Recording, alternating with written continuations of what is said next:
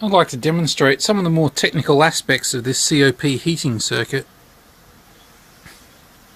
This is the most basic manifestation, and there's an off-the-shelf filter just to cover everything going in and out. We've got a couple of isolation transformers.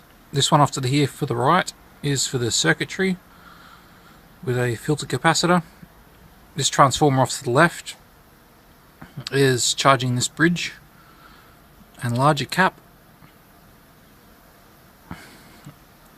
The pulsing circuit is dumping some lovely square waves, which we can have a look at when I turn it on, through this television transformer. Television transistor. This is from a CRT screen. They're basically about the highest spec transistor available on the market today, rated for 1500 volts. Go ahead and switch the system on. Hopefully you can hear a slight buzz in the background. And on the scope, this is what we're seeing. Some nice square waves. Pause it and have a look at the spec. As you can see, 20 nanosecond microsecond full time, which is about the most important element here, a beautifully small full time. Very hard to engineer that with basic electronics. You also got the duty cycles. They're running about 10% at about 400 Hertz.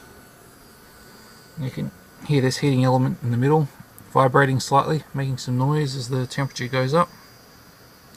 Ambient temperature today is about 18.3 degrees, 50% relative humidity.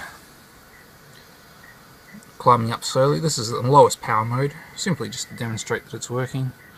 We can do the math on the power consumption of the circuit at the moment, about 150 milliamps at 4 volts. I think you'll find that's just under 1 watt of input power.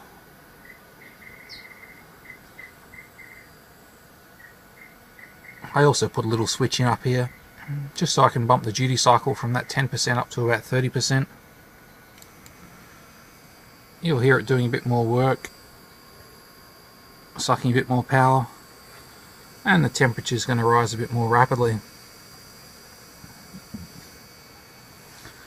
The power is being dumped into it, as I said, from this main power capacitor on the input of the transistor driver. Currently sitting at about 88 volts. However, that's jumped down considerably since I turned the power output up, because there's actually not much power to draw from here. It's quite a low power circuit inherently. So up to about 70 degrees. I might stick it back down to low power again. See, the inputs jump straight up.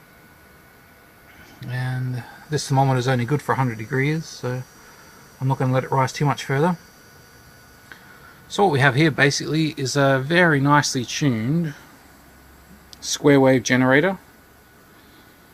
Most of this can be done completely off the shelf with no difficulty. However, getting it to run nicely is something that is a bit more difficult and does take some experience. But you should be able to see some really truly excellent results with off the shelf equipment, unmodified. I'd imagine you would get at least an efficiency of somewhere between 5 and 10,000, about 500 and 1,000% efficiency. Somewhere between 500 and 1,000% with basic off-the-shelf equipment.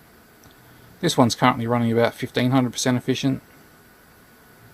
I've got the system to run up to about 2,500% efficiency, so COP 25 times more efficient than a typical heater, which are all 100% efficient.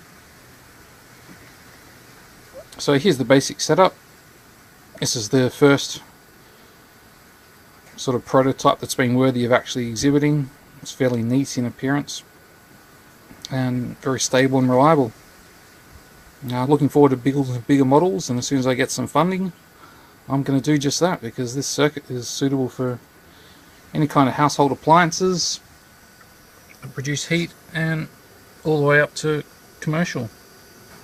I'd quite like to see it powering all sorts of coal-fired power stations.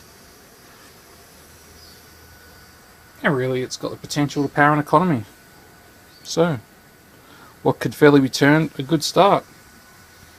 And here's the circuit that it's running on, available at infinitegenerationelectronics.com. Free download right on the front of the website. Have a quick look. A few more stats and a bit more material to be added later on for those who wish to give it a go at home. So, have a nice day.